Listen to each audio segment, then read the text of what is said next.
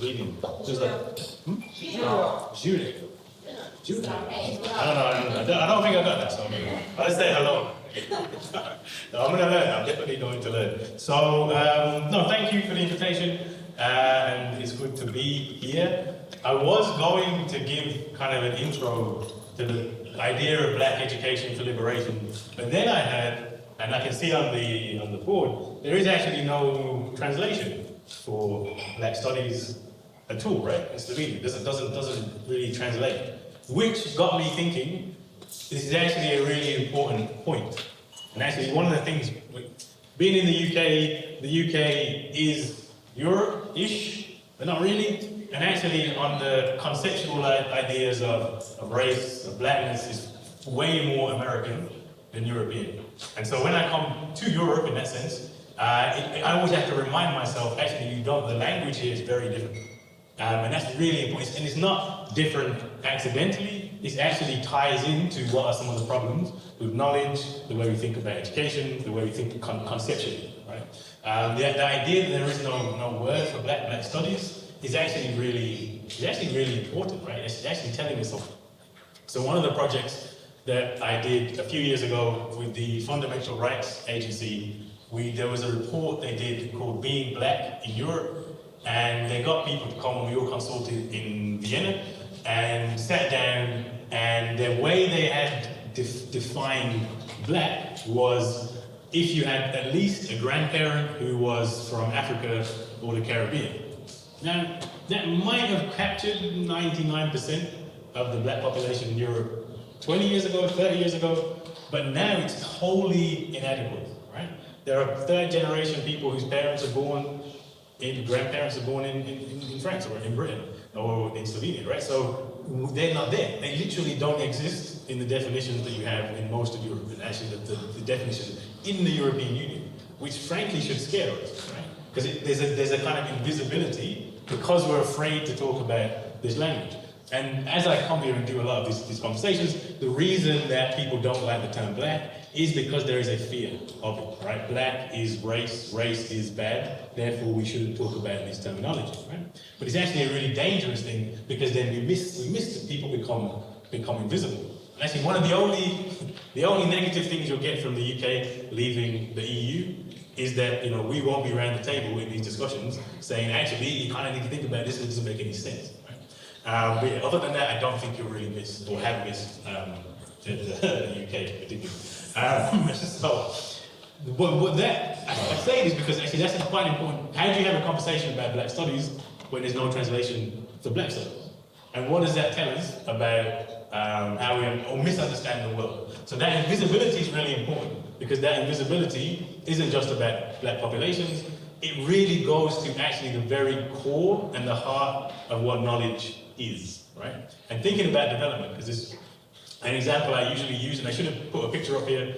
If you look at the world today, and you look at GDP per capita, richest countries, poorest countries, and I do this in schools, so with 13, 14-year-olds, and if you look at a map of the world, it will show you very, very, very clearly the richest parts of the world are where white people live. It's Britain, it's Western Europe, it's America, it's Canada, it's Australia, New Zealand, and in the poorest parts of the world, there's this big dark bit basically in so-called sub-Saharan Africa, which is the poorest part of the world by a distance, and then there is this kind of hierarchy in between. And this is today, right? This isn't 100 years ago, 200 years ago, this is today. If you do that same map and you do it by life expectancy, you see exactly the same thing. So people in so-called sub-Saharan Africa die much earlier than people in the West. Right? In fact, Nigeria, which is a country which is often celebrated, it's a growing economy, etc., etc., the average life expectancy is 52,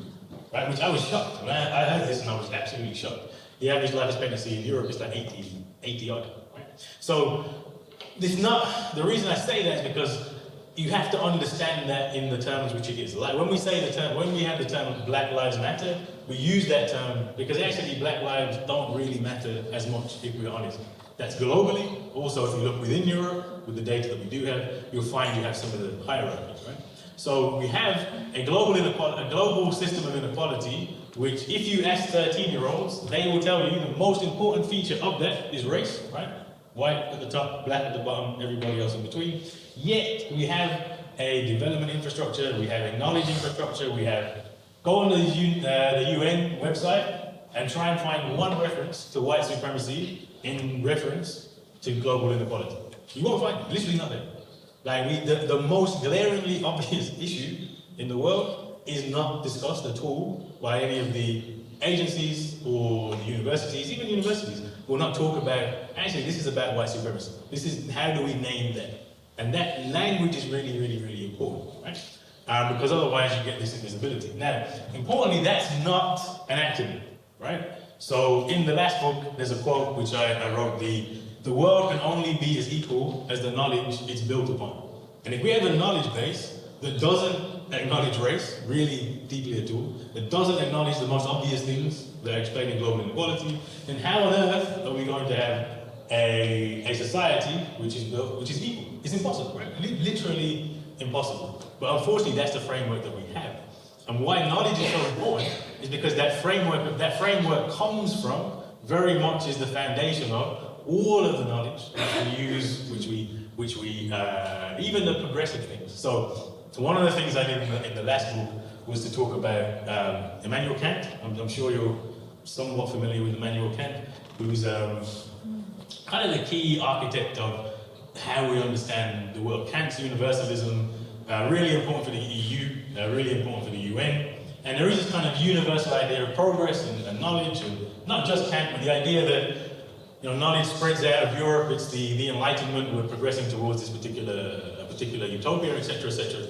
And within that, this is where you get this framework where you have global inequality, which is clearly about race, but we don't mention race at all, right? So what essentially happens with Kant, and not just Kant. I don't want to pick on Kant because it really, really, really isn't just Kant. Believe me.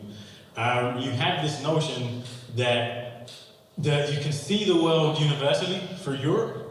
You can get rights universally through Europe, but actually, who has the right to prosperity? Who has the most rights? Who has the right to wealth? Very much embedded in our universal framework of rights is white people, right? So if you think about all of the Enlightenment thinkers have this idea of white supremacy, white at the top, black at the bottom, everybody in between. Kant in particular, it is the white race that has all the talents, right? And someone like Kant's interesting because he goes through this conversion where at one point he's absolutely pro-slavery. He's actually advising slave owners of the best way to beat a Negro because he believed that our skin was too thick for a whip and you should use a split bamboo cane. I mean, this is your father of reason, right? And then eventually he comes against that and says, slavery is bad, colonialism is bad. We should give people the rights over their territories. But in doing this, he doesn't give up racism. And this is really important. You can have this universal idea of rights, and you can have this universal idea of some limits of freedom, but you don't have to give up racism. And what Kant eventually comes to is to say, look, he talks about the right of people in Africa to have their own land and to have their own space in a very similar way to I would talk about gorillas should have their own land, they should have their own space, and we shouldn't poach gorillas. Right? I don't believe that gorillas are human beings. I don't believe that gorillas deserve prosperity. I just think we shouldn't kill them and chop their hands off for cigarette trays, right? And this is exactly what Kant is talking about, right? And so think about our global system of rights. What right do we actually guarantee? It's really the most basic. You have the right to life. The development goals are largely about getting rid of extreme poverty, right? Making sure people have water. These are all good things. But actually, we're talking about a world where the vast inequality, where the West has the wealth, the underdeveloped world does not have the wealth, and you have no right for that. You have no right to your resources. You have no right to prosperity. You have no right to a decent wage. None of those rights are enshrined in the universal system. And the reason is, if we're 100% honest, is because in order to get to where we are in the West, the wealth that we have, the wealth which I do quite well out of, actually, ironically, is from exploiting the underdeveloped world. Right? It is not a coincidence that the poorest part of the world is the black part of the world, and the richest part of the world is the whitest part of the world. That is white supremacy enacted in reason, right? If you have a lot of philosophy that says white supremacy, and then you have a world which creates that in the image of white supremacy, you probably shouldn't be surprised, right? And unfortunately, because our knowledge bases are still rooted in that same history, in that same logic, we're unable to overcome the basic problems of the world. And actually, tying to the climate crisis is a reason. The climate crisis is a perfect example. Where actually, if you think about how extractive, how exhaustive, how much we're essentially destroying the world, it is tied into this idea of white supremacy. Who has the right to have? Who doesn't have the right to have? What are the logical conclusions of that? All right, so that's all a bit bleak. I wanted to be a bit more positive. I wanted to be a slightly more positive in my remarks. But I think that framing is really important because it gets to the heart of what is the problem, right? And when we understand the problem, then we can start to think about what the solution is, hopefully. Right.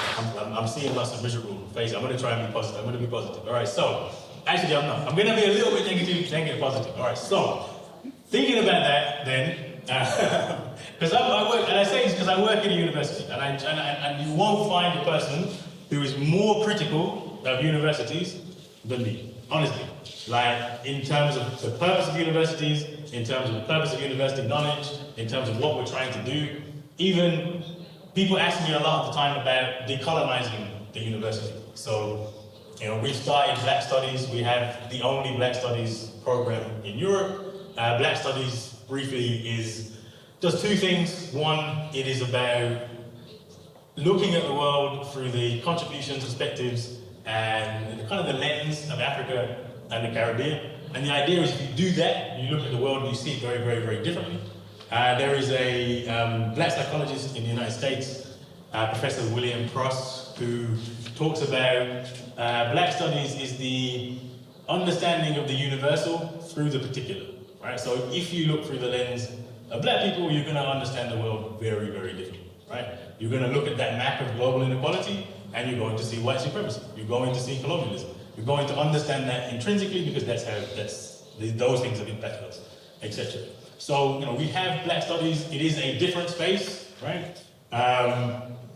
One of the reasons it's a different space is because universities tend to be very white, right? Even in the UK, where there's a much larger Black population, there's not that many Black academics. I always joke, in the UK, so there's 20,000 full professors in the UK. There are only 150 Black professors out of that 20,000. So I always joke, we can't all get on a plane together at the same time, just in case there's an accident, and then there'll be none of us left, right? That's how few there are. But when I tell this joke in Europe, it makes no sense, because in Europe people look and go, what, 150 professors? That's loads of people, right? Because there's even less Black professors on the continent, right? So it doesn't really translate too well. But the point is, if you look at the spaces that we inhabit with universities, they are incredibly white. Think about the thinkers, the scholars, the practitioners. There's a huge problem with them. And one of the things we've done with Black Studies is we have a critical mass of black professors, of Black academics, of Black students, right? So it's a very different space, right? It feels different, it looks different. It's just different. Honestly, it's a different thing. So because of that, I often get asked about decolonizing the university. How do we decolonize the university? But I have to say, my response is usually, we're not trying to decolonize the university. And I say that for a reason, because, and I think it's important, because it's the language we use. Again, thinking about the language, when we think about decolonization is a radical term, right? Decolonization means to overturn, to overthrow, to do something fundamentally different, right? And if I'm being 100% honest, if you think about where does the architecture of knowledge come from to ignore the basic reality of the world, that white supremacy is the key defining feature, where does that architecture of knowledge come from? It comes from universities, right? Where does the idea that I'm not fully a human being come from? It comes from universities, right? Think about the kind of founding myth of the university or Western reason is that there is something, science will save us, right? Science will be progressive. Science will radically transform and make things equal, and we'll move towards progress. Well, actually, in terms of race, science did the exact opposite, right? Prior to the Enlightenment and Western science, slavery was justified on religious grounds, right? It was, do I have a soul or not, right? There was whole discussions about could you civilize the Negro by giving them religion, etc., etc. It was far more fluid in a sense, right? But what does science do? When science comes in, it's about biology. It is literally impossible to civilize because we're actually different species, right? We're actually fundamentally not human beings. So actually science does the complete opposite of what we expected to do in this sense.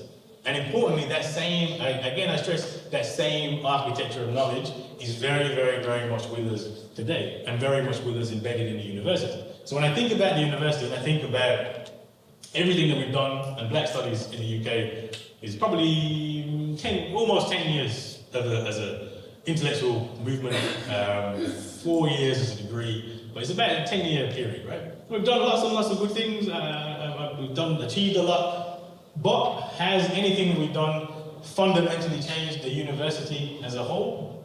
Has it changed even our university? No, not at all, right? Our university is just as racist today as it was before we started in 2014. Like it really hasn't shifted the actual nature of what the university is at all, in any way, in any meaningful way. I have to be honest.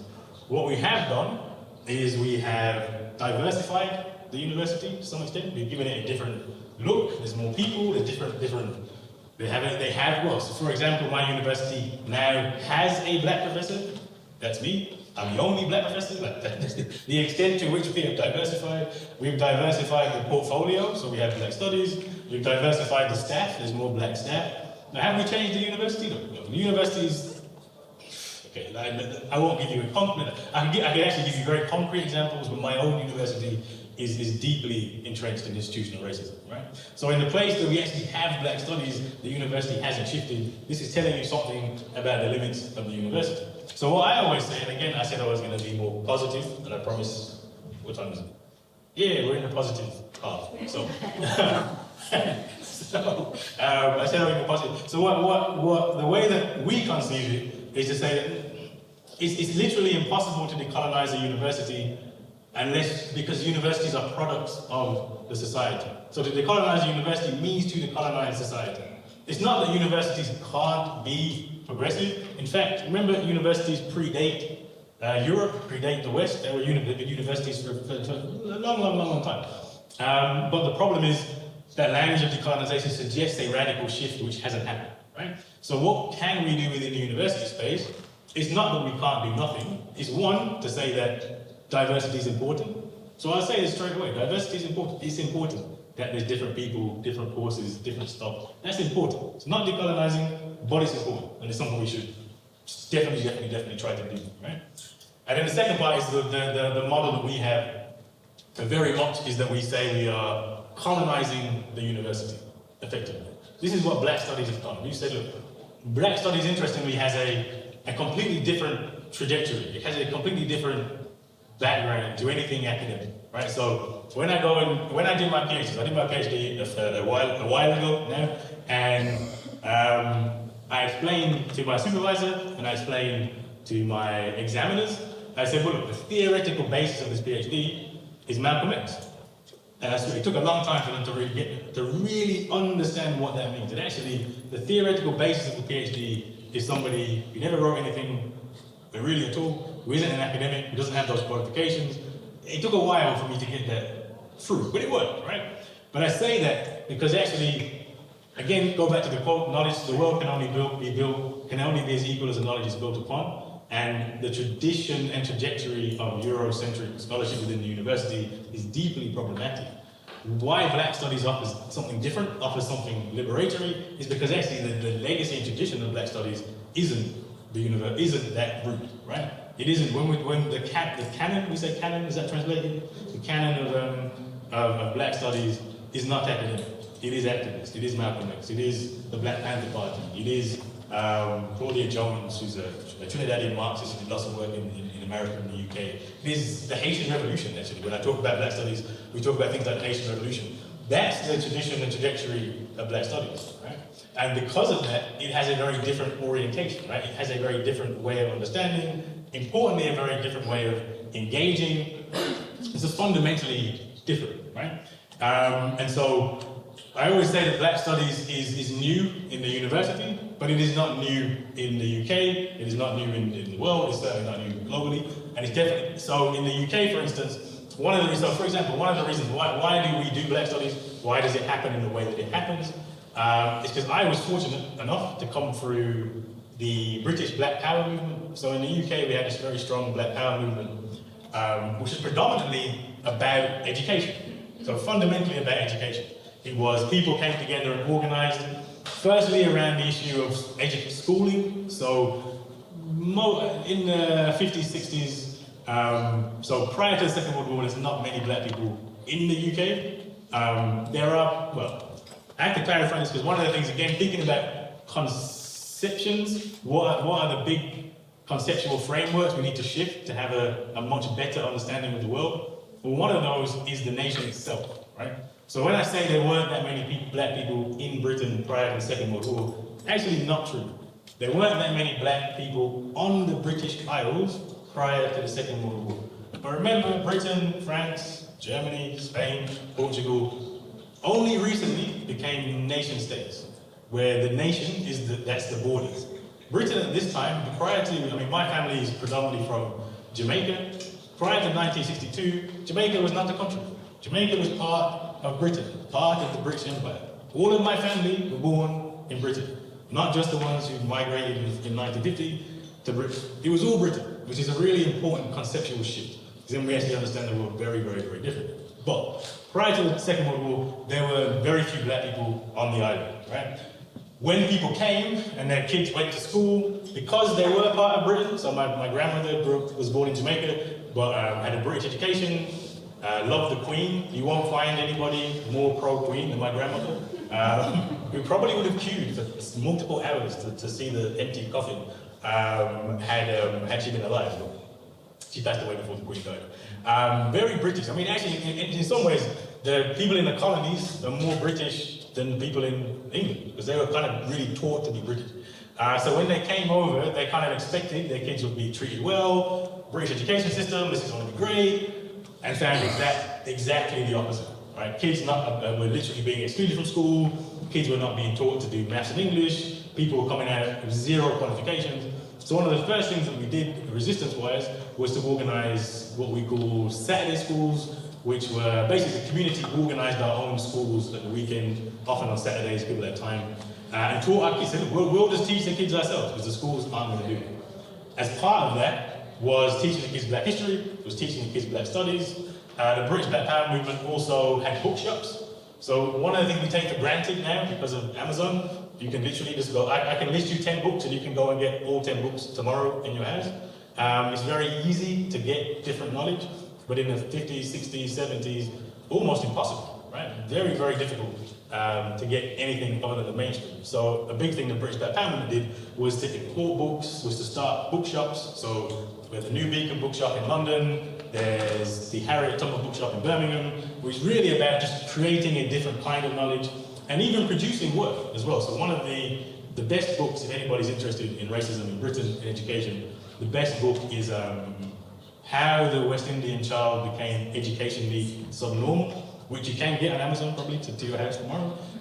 Really fascinating book, but actually came about because the New Beacon bookshop in London commissioned a teacher, a Black teacher, Bernard Cord, to write the book. Said, look, we're having this problem, you need to go write this book. It was all community-led, and the book only just recently got published by a mainstream publisher for the first time. But this is what the community was doing, right? Also organising events. One of the advantages of being an empire, this hard empire, British Empire, is that there were so many revolutionary thinkers came through Britain in the 60s, 70s. People like Amilcar Cabral, the Black Panther parties, Zimbabwean freedom fighters. Like, it was a whole book that people came through, and that again created this different kind of knowledge. So I came up as a young person with, if I was doing this on Zoom, I'd be sitting in front of my bookcases with lots and lots of books.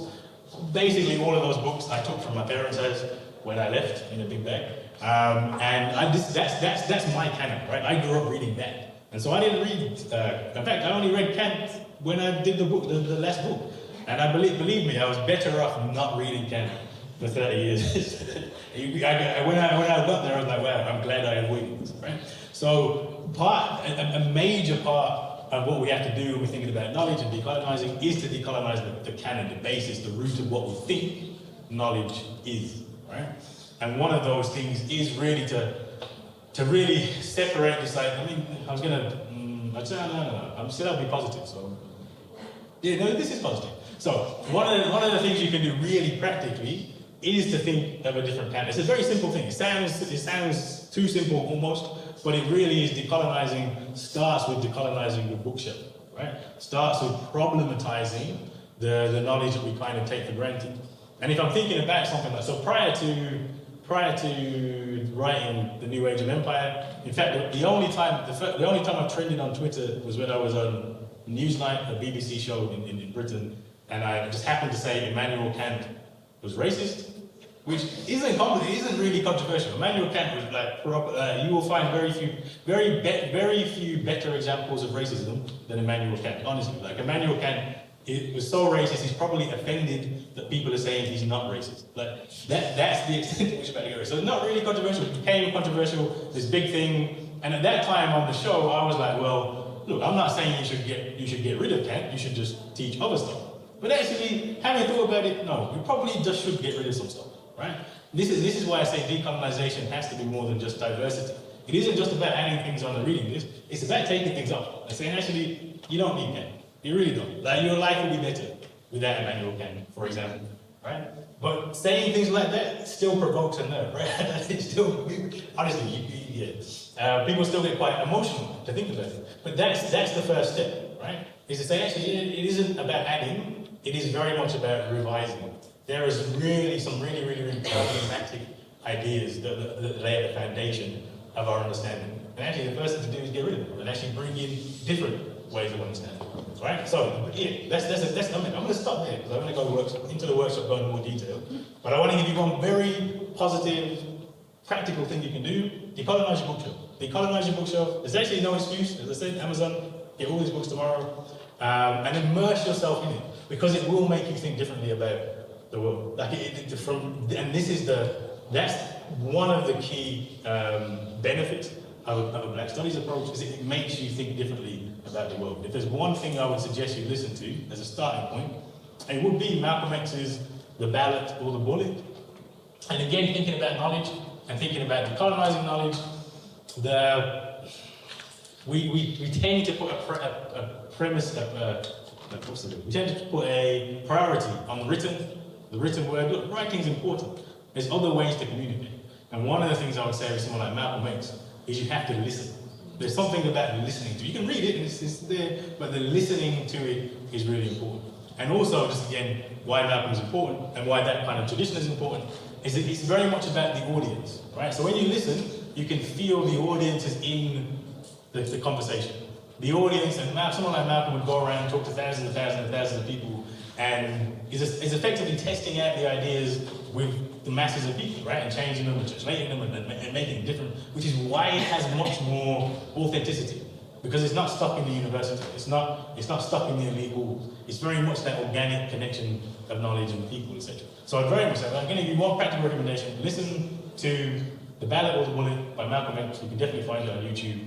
And as a starting point to open up how you think differently about the world. And I'm going to stop before I start going negative. Thank you. So thank you.